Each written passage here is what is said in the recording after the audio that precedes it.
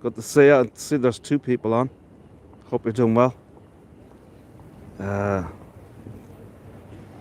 We're here in Earlsfort Terrace. Just around the corner is the Iveagh Gardens, which we'll be going to probably in about 10-15 minutes or so. Hope you're doing well. Say hello, whoever's on. Catherine, how are you? Good to see you.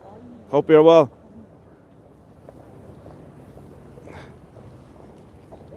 It's looks like the rain clouds are coming out. It was actually lovely just literally about 5 minutes ago. It was beautiful. The sun was shining, blue clouds, and all of a sudden starting the tour and the grey clouds have come out. Looks like it's going to start raining, unfortunately. I'm just right beside St. Stephen's Green here on Earlsfort Terrace, and as I said, we're going to be visiting the Iveagh Gardens, Dublin's secret gardens, or hidden gardens if you like. They're a little bit off the beaten track. They're right near some buildings. They're not like in an open area if you like, but really lovely gardens full of history. So we'll show you all that. Just wait a few more minutes to see if anybody else comes on. Catherine, anybody else on? Okay, listen, we'll get started, folks. Welcome everybody here to Dublin City. I'm just right next to St. Stephen's Green here on Earlsfort Terrace, and we'll start the tour. We'll show you around here Earlsfort Terrace before we actually make our way down to the Iveagh Gardens. You're looking here at the Conrad Hotel. Conrad Hotel is a 5-star hotel, 192 stylish rooms, and it was winner of the 2014 TripAdvisor Traveller's Choice Award for the top 25 luxury hotels in Ireland. Absolutely beautiful hotel. A lot of the away football teams, the rugby international teams stay here. It's a great, obviously, for holiday makers. For visitors here to Dublin, tourists stay at this hotel. Very luxurious, as I say, 5-star. Michelle, how are you? Good to see you. Greetings. I'm going to make a way down here and show you a couple of little monuments or sculptors, if you like. Sculptors, that's the word I was looking for.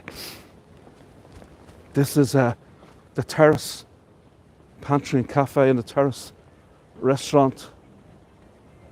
Really upmarket part of the hotel, of course. As I say, 192 rooms in this hotel, the Conrad Hotel. Some big businesses here around here as well, big financial companies, solicitors or lawyers' offices, if you like. I'm just in the terrace here of the hotel. I just want to show you a few sculptures like this one here, and it's called The Awakening by Linda Bunker in 1990, and it's a bronze sculpture twisting from the earth towards the sky in a celebration of life and the imprint of faces and figures, as you can see. Hi Beth, how are you? Good to see you. Beth, good to see you. Beth in the Bluegrass. So Beth, a tour guide on Hago also, and she's from the Kentucky area, the Bluegrass state, as they call it. Welcome Beth, good to see you. So the imprint of the faces and figures symbolises the awakening of the human spirit, as I say, by Linda Bunker, 1990 this was established. So we have a few people on, 3 people. It's not a whole lot, but you know, I'm not really worried about that too much because I'm basically just trying to establish myself on YouTube and getting some more followers. And of course, these are all recorded, so people can watch back the recordings of these tours. And hopefully I'll get some more subscribers. I'm close to 900 right now. I think I'm 898. Looking to try and get to that magic 1,000. So here's another sculpture, and it's called Peace Comes Dropping Slow, and it's by Colin Brennan in 1989. It comes from the second verse of W.B. Yeats's poem Lake Isle of Innisfree, and in the poem Yeats longs to be back in County Sligo on the Isle of Innisfree. That's where he spent most of his summers as a child, as his mother's family had an estate there. Now the full line is, I will have some peace there, for peace comes dropping slow, dropping from the vales in the morning to where the cricket sings. The artist captures the sound of the water and the wildlife that Yeats yearned for. So, as I say, it's called Peace Comes Dropping Slow, from Yeats's poem, The Lake Isle of Innisfree. W.B. Yeats, of course, won the Nobel Prize for Literature in 1923, and Ireland's greatest ever poet, first Irishman to ever win that illustrious award, the Nobel Prize for Literature. I feel raindrops coming. Can't believe it. 5 minutes ago, I say before I start the tour, beautiful sunshine, lovely blue skies. Start the tour, and it looks like it's going to start raining. What can you do? The luck of the Irish. The luck of the Irish is supposed to be good luck, though, but in this case, not so much. So what you're looking at here, folks, is the National Concert Hall. Beautiful building. It dates back to 1865, and it was originally built for the Dublin International Exhibit of Arts and Manufacture of 1865. It was then converted into the central building of UCD, University College Dublin, in 1908. Then when UCD relocated to their campus, now at Belfield, probably about 2 kilometres from here, in the 1960s. Part of the building was then converted and reopened in 1981 as the National Concert Hall. It hosts over 1,000 events each year, and it is designed or designated home of music in Ireland. The building was originally owned by Benjamin Lee Guinness of the famous Guinness family. We'll talk about him a little more because he also owned the Iveagh Gardens, which we're going to go to next, the Hidden Gardens of Dublin.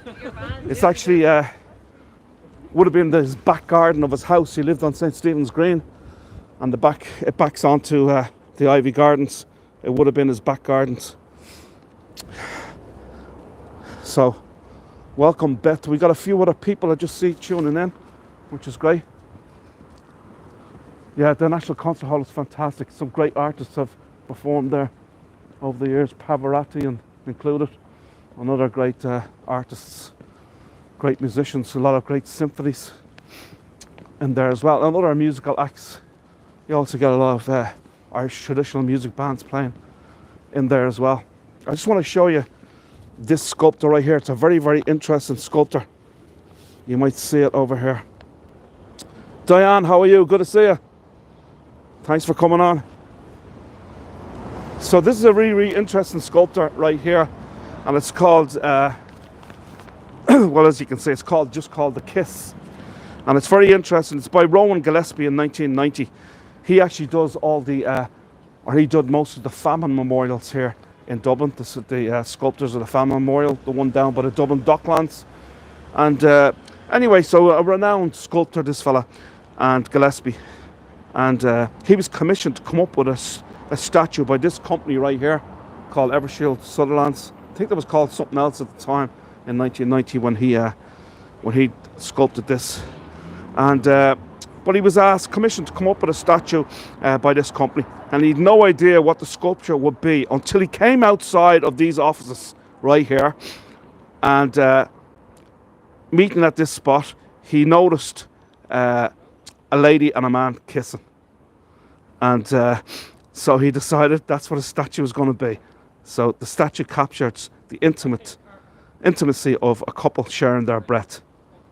So when he came out of the office, he saw this couple kissing, and he decided that's what's going to be my sculpture. How about that? The Kiss, it's known as. Let's move on, folks. Today, I usually do tours that last. Most of my tours are always usually an hour long or more. In this case, it's going to be a much shorter tour, probably half an hour, 40 minutes, depends. Nothing coming, let me go.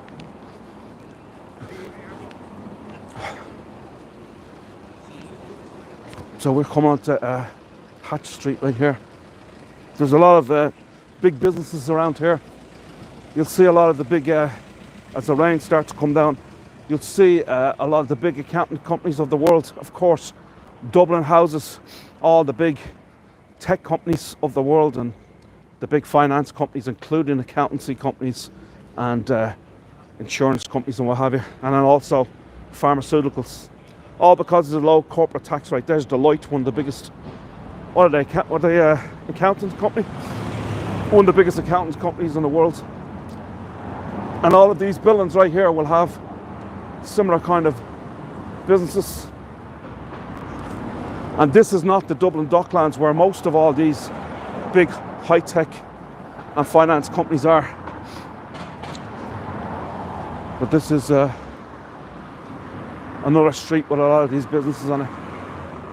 Most of the big tech companies are down by the Dublin Docklands, and also the big finance companies, all the big banks of the world are all here. As I said before, for the low corporate tax rate of 12.5%, one of the lowest in all of Europe. And that's what attracted all these companies to come here in the first place. Now, as I said, these are hidden gardens.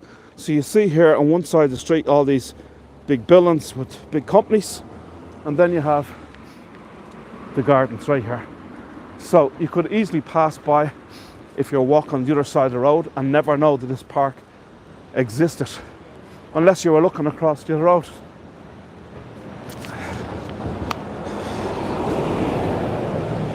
Give me a minute here, folks.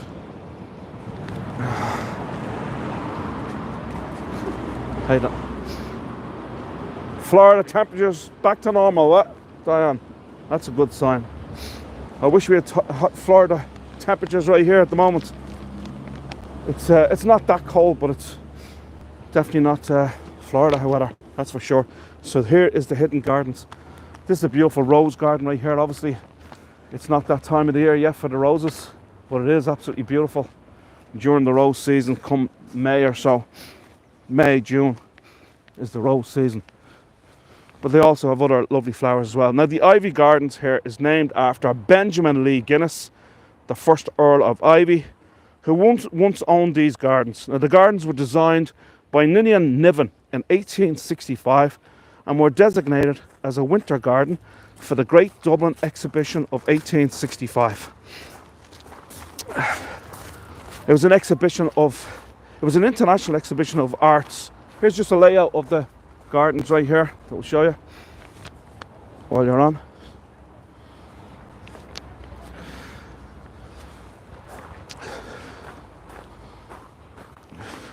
So it was an international exhibition of arts and manufactures, I say, in 1865, and it was a world's fair. It was held in Dublin. It was attended by almost 1 million people.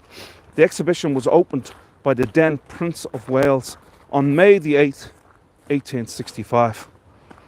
And at the exhibition, 5,000 day visitors were here and 3,000 evening visitors over a 6-month period.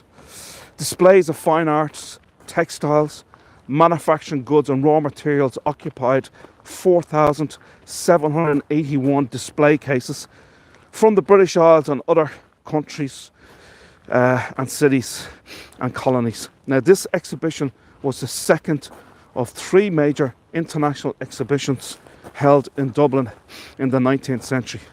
The first one was in 1853, then this one in 1865, and then again in 1874. Now, Dublin at this time would have been considered to be the second city of the British Empire. A lot of people aren't familiar about that. I wouldn't know that. They would have assumed it would have been one of the big cities in the UK, like Birmingham or Manchester or Liverpool, but no. Dublin was the second city of the British Empire.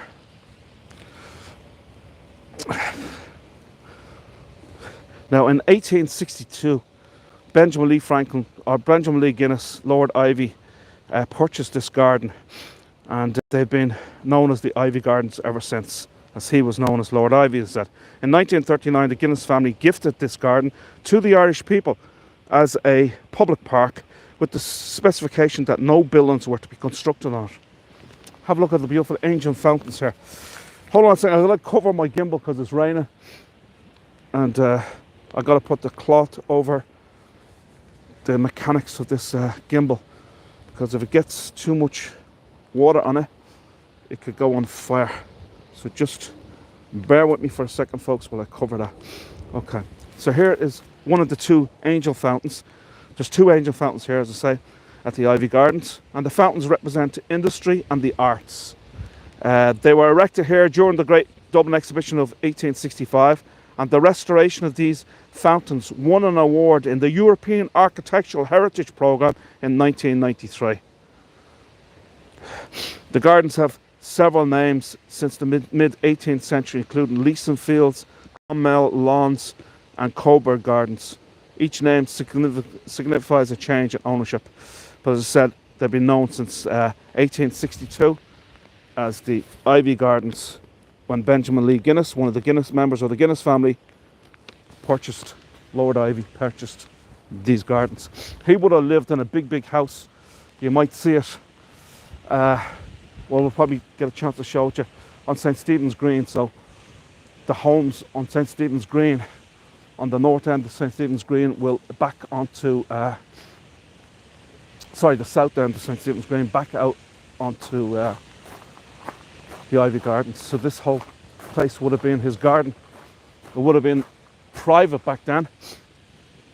Here's another angel fountain.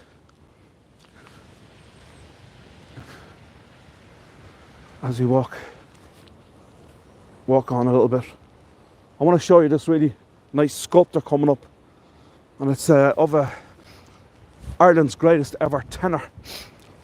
His name is Count John McCormack, and he was a prolific tenor, if you like, a brilliant singer. And his statue is right here in the park. The reason why he's located here in the park, because if you were on the show early, I showed you the National Concert Hall, and the back of the National Concert Hall is right here, the back of it right there. So Count John McCormack would have performed many times at the National Concert Hall. So here's Count John McCormack, born in Athlone, which is actually the middle. It's in County Westmeath, but it's smack dead in the middle of the country here of Ireland. He was born in 1884, and he got his start when he joined the choir at St Mary's Pro Cathedral just off O'Connell Street. And he won the Festival of Music, the Feis Ceol as it's called. Festival of Music, Feis Ceol in the Irish language, in 1903. Now, believe it or not, the man that came second to him that year in 1903 at the Ceol Feis, the Festival of Music, was none other than James Joyce. Yes, that James Joyce, the great writer. He was also a great tenor, and he came in second place. He later went on to Milan to train under Vincenzo Sabatini, and Sabatini taught him breath control, and this allowed him to sing the most difficult operatic areas with apparent ease. He toured throughout the world and appeared in operas and performed in hundreds of concerts. He raised funds for the Red Cross and for Catholic charities. He was very religious, very Catholic man, for the war effort. And he was made a papal count by Pope Pius XI in 1928 for his charitable work for the church. He appeared many times on radio and sang to over 1 million people in the Phoenix Park at the 1932 Eucharistic Congress. The great Count John McCormack.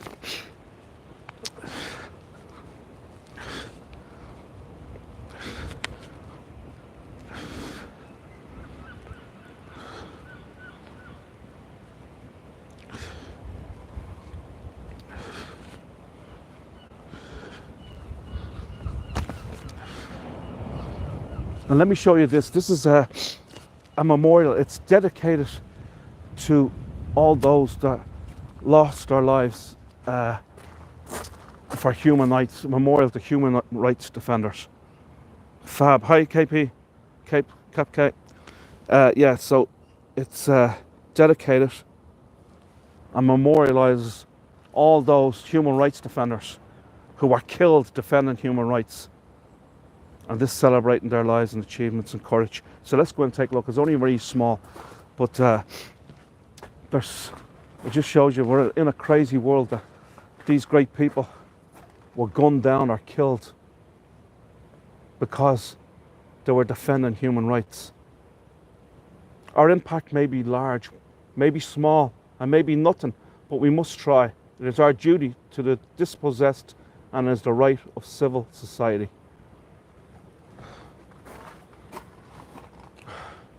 I believe that through all of this, we have learned to fight with joy, even though it gets very hard and painful. We must know that we don't have a backup planet. We only have one. Our Mother Earth, militarized, fenced in, poisoned, a place where basic human rights are being systematically violated, demands that we take action. Burta Cáceres, shot dead in Honduras, 2nd of March 2016. Another human rights activist. It's just full of all these. We have decided to guide our future and our destiny with our own hands. Revolutions are ideas, and ideas cannot be killed by weapons. If society is strong enough, then tyranny has no chance. Raid Faras, shot dead, Syria, 23rd of November 2018. I believe in democracy, freedom, and equality and the rights, and I'm willing to sacrifice myself for their sake, simply because I do not wish my children to suffer dictatorship. I will strive to provide them with a better future. Abdul Karman al-Kawani, shot dead, Yemen, 18th of March 2015. I could read them all for you, but there's just too many. But you get the gist. It's a memorial to all those human rights activists. September 2020, frontline defenders. All over the world, human rights defenders work peacefully, often at great personal risk, to promote and protect the human rights of others. Since 1998, when the United Nations Declaration on Human Rights Defenders was adopted, the estimated 4,000 human rights defenders have been killed. They brought light and hope into the world, and their work must never be forgotten. Erected by frontline defenders, Department of Foreign Affairs, the Office of Public Works, Grafton Architects, the Irish government, in other words. Have a look at this field right here. This is an archery field, and this was the first ever purpose-built archery ground in Ireland. Not, I don't think it's used for archery anymore. I've seen some guys playing football, playing soccer here on it before. But it's a nice stretch of land. It's actually packed here during the summertime. People be sitting here, and there's also concerts that take place right here. Concerts that take place here on this field. There's also the comedy festival. I'll tell you all about that in a minute. I want to show you this really nice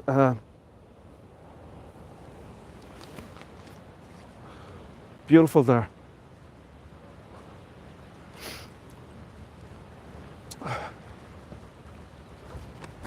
We'll just walk through the park for a little bit. Obviously not too many leaves on the trees at this time of year.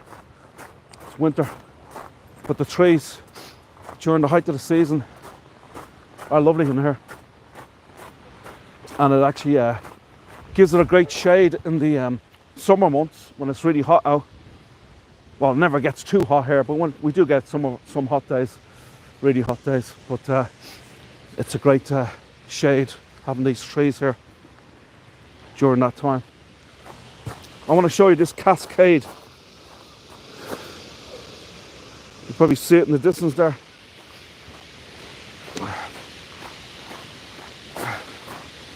I'm not getting much feedback from anybody.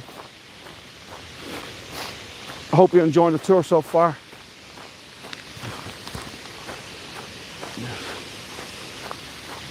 So have a look at this cascade, waterfall, whichever you're inclined to call it. And it's very significant, this cascade. I can hear the water. There you go. Great stuff, Beth. So what's great about this cascade right here, there's 32 rocks in this cascade, and they represent all 32 counties of the island of Ireland. 26 in the south, 6 in the north. So the island of Ireland are all represented. Every county is represented by this cascade. Well, there is 32 rocks with the water flowing down in this cascade. Now the Iveagh Gardens here is very, very famous for events, and many events take place here during the course of the year. Lots of concerts with well-known musical artists, some of them from Ireland, some of the great musicians from Ireland, others are from overseas as well. And we also have an absolutely amazing food festival takes place here. It's called the Taste of Dublin. It takes place each June right here in the gardens. It's all closed off to the public. You have to pay in probably about €30. But with that €30, you get a chance to sample all kinds of different food from all the different restaurants around Dublin, because most of the restaurants around Dublin will have a presence at the food festival here called The Taste of Dublin. I'd say lots of concerts with rock bands, folk bands, and orchestras as well, plus traditional Irish music bands as well. And also a huge event here takes place, I think it's in August or September, and that is the comedy festival, the Vodafone Comedy Festival. One of the best comedy festivals in the world, it's considered to be. Not as high profile as the Edinburgh Fringe Comedy Festival, but still the Dublin Vodafone Comedy Festival is very, very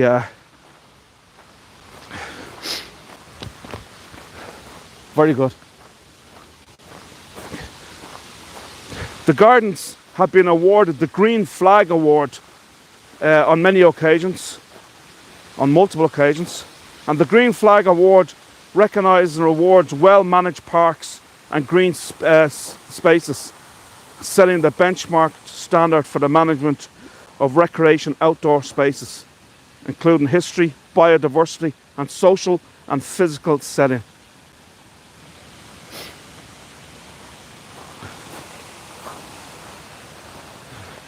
Just to give you a look around the park, I didn't show you the whole park, just give you a look at it. The rain has stopped, which is great, but it is very well taken care of, very well manicured.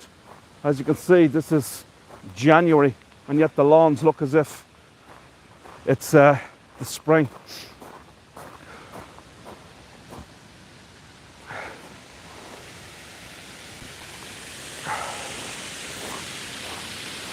Looks like a beautiful day there. Wish we didn't have all this rain. You have lots of rain in there. Yeah, well actually, when I started doing the tour, there was drizzle, and I was afraid that it was going to lash rain. And it was only a few droplets and it stopped, so it wasn't bad. I was so delighted that it didn't start bucketing down.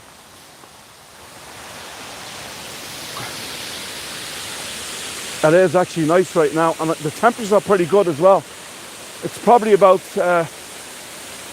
9 degrees, which is probably about 50 Fahrenheit.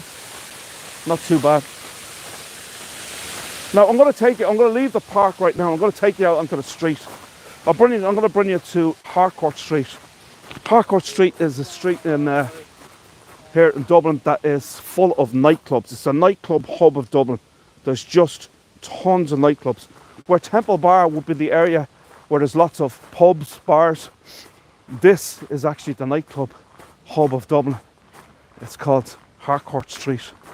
So I'll go show you. It's just outside the gardens here. Now, I've mentioned this before. Many of the parks here in Dublin have these beautiful Victorian homes, and the park superintendent lives in these homes. How about it? There's many of them in lots of the parks run by the OPW, Office of Public Works. Stephen's Green has a huge big house where the chief superintendent lives. So same with this one right here. What a great plan. And they'll get it for free, so they wouldn't have to pay a penny, which is quite fabulous. If you're a park superintendent, free rent, yet live in a lovely house, Victorian house on the park. So that's what you're seeing. You're seeing already some of these places. You're seeing the fountains. Count John McCormick. And that was the national, if you were here at the beginning of the show, you were seeing the national concert, which I showed you. The memorial garden right there, the memorial to the defenders, human rights defenders. The archery grounds right there. And of course the cascade. And this is what the rose garden would look like if the rose garden right here, where we came in during the summer months. Looks really nice. This is Clonmel Street right here, just before we come on to Harcourt Street, just a very short street. That used to be Clonmel House right there, named after Lord Clonmel. He was the first Lord Justice of Dublin. the first Attorney General, or whatever, if you like, of Dublin, way back in the early 1700s. His name is John Scott, Lord Justice of Ireland. And he liked his whiskey, this fella. And he had a real red face. And probably because of the consumption of the amount of whiskey he drank. And because of this, he was nicknamed Copper-Faced Jacks. So as I mentioned to you just a little bit earlier, we're coming onto Harcourt Street, full of nightclubs. There's some lovely bouquet hotel, what do you call it? Boutique hotels as well. Full of nightclubs. The Crystal right here. Dicey's Garden right there. But these are also mostly on the ground floor of these hotels, or these nightclubs. But remember I mentioned there, John Scott, the third Lord Justice of Ireland, real red face. They call them Copper-Faced Jacks. So the most famous by far of all these nightclubs here on Harcourt Street is, of course, Copper-Faced Jacks. Many people have met here, met their future husbands, their future wives in this particular nightclub. It's also full of celebrities, mostly Irish celebrities, but you do also get some international celebrities that have come here over the years as well. It's part of the Jackson Court Hotel, Copper-Faced Jacks, and it's down in the basement. Really, really famous, as I say, named after John Scott, the Lord Chief Justice of Ireland in the early 1700s, Lord Clonmel. Here's a lovely hotel. That's the Lewis. Runs through this street. They come every 5 minutes or so. It's a great system. Lewis takes you from north east. This one goes out to the south suburbs of Dublin. And then if you're going the opposite way, you're going into the city and out through the north suburbs of Dublin. It also goes east and west. It's a great system, great tram system. This is the Iveagh Hotel. The Iveagh Garden Hotel, named after the Iveagh Gardens, of course. Lots of cranes in the air here as well. They're constantly putting up new buildings here in Dublin. It's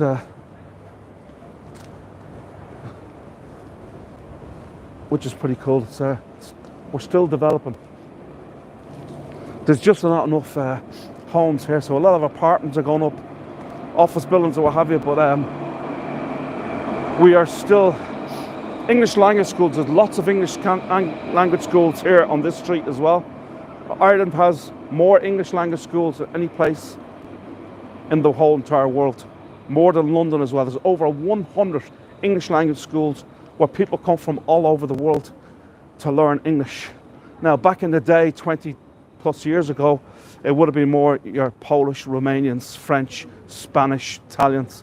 Today, most of the students, there still is students, the Russell Court Hotel, there still is students coming from, here's another nightclub inside Dicey's basement. There is still students come from them countries to learn English, but most of the students that come to learn English today are from South America. Places like Brazil, Argentina, Mexico, places like that, Chile, Peru, all the South American countries. And the reason why they come to Ireland, to come to Dublin to learn English instead of going to places like London or other places in the UK is because the Irish government here lets all the students work 20 hours a week. So they don't need a visa to work, because these people from the non-EU countries like South America, the countries in South America, you know, they're not part of the EU, so they can't legally work, but the Irish government still lets them work for 20 hours a week. Now, most of the time when they're finished their studies, they will stay here, just they love the country. Many of them would not be documented, but we don't mind, because they're great, they're really nice people, and they're great workers. A lot of Irish people won't do the service industry anymore. They've a lot of them might be a little bit, not to be mean, a little bit above themselves, because you know, they've grown up with the wealth of the country over the last 25 years or so, which is, this country was a development country 30 years ago. Things now are going pretty well. Some nice murals right here. I don't know anything about them, but I'll just show them to you. Pretty neat.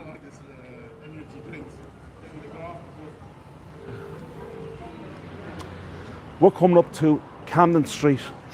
Camden Street represents lots of restaurants and also a huge amount of bars, pubs, a few nightclubs as well, but Whelan's will be more the nightclub here that's open later.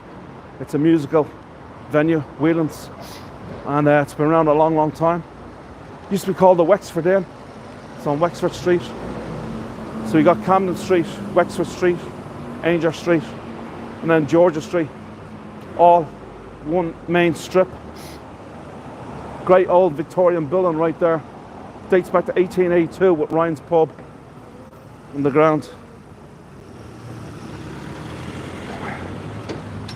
And then you got Whelan's over there, great music venue with all kinds of different bands, whether it be Irish traditional music, rock music, they have it all in here. Bluegrass, the whole lot. It's pretty big venue. They own the whole lot. Whelan's, the Opium, they own all that. And it stretches all the way in the back as well.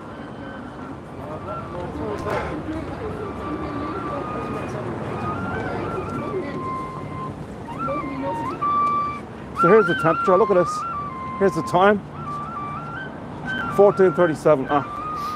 9 degrees it is today.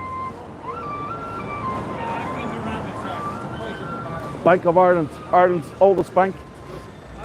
Dates back to the 1700s. Another great pub right here, Flannery's. Very famous pub here on Camden Street.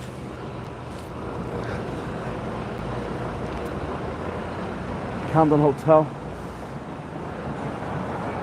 In here, the Camden, they have the largest, this is a real sports bar right here, and they have the largest screen, television screen in all of Europe. It's like 150 feet or something. It's just massive, gigantic. And you can watch all the different sports. So if you're from the United States, if you're from the US, you can watch the NFL games. You can watch the NBA on the big screens there.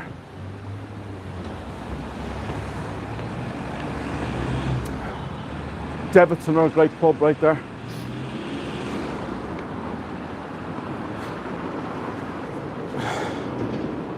There's also lots of charity shops on the street as well. St. Vincent de Paul, the Simon community. They all got a presence here.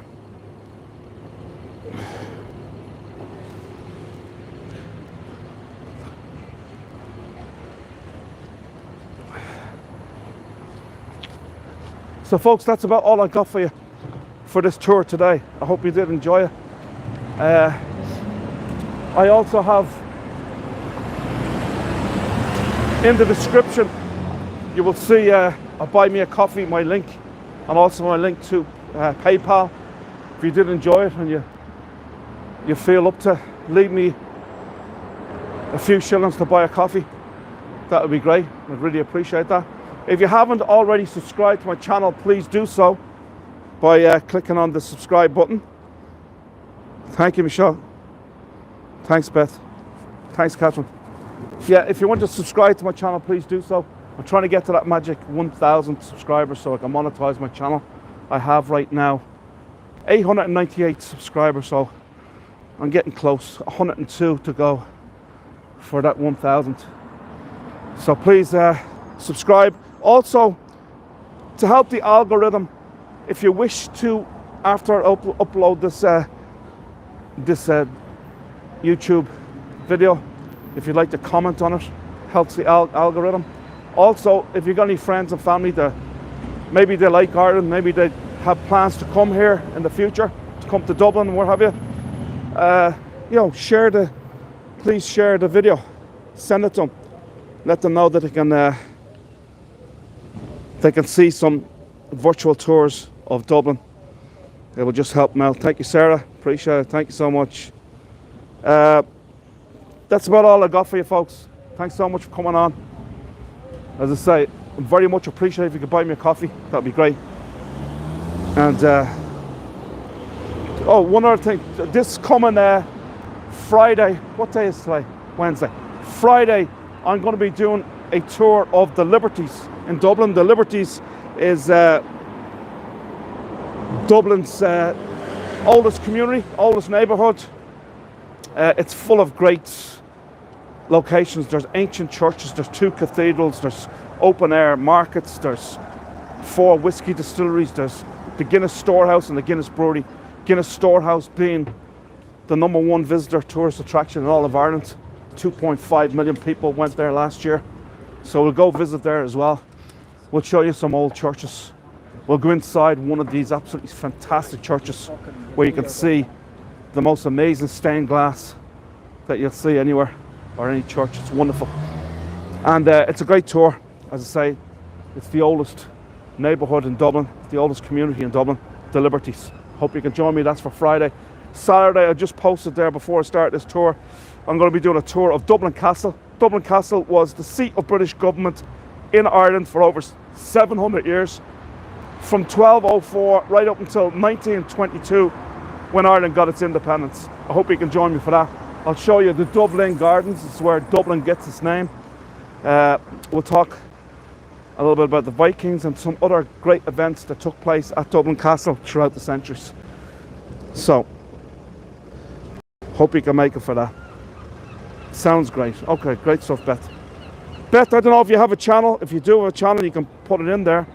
I don't know if Beth has a YouTube channel. Beth did tours during the Hago times, Hago years. She did tours of the Bluegrass State, Kentucky. Not sure if she's still doing tours. Are you still doing tours, Beth? If you are, if you have a YouTube channel, put in your link there if you wish. Thanks everyone for coming on, folks. We'll talk to you all again soon.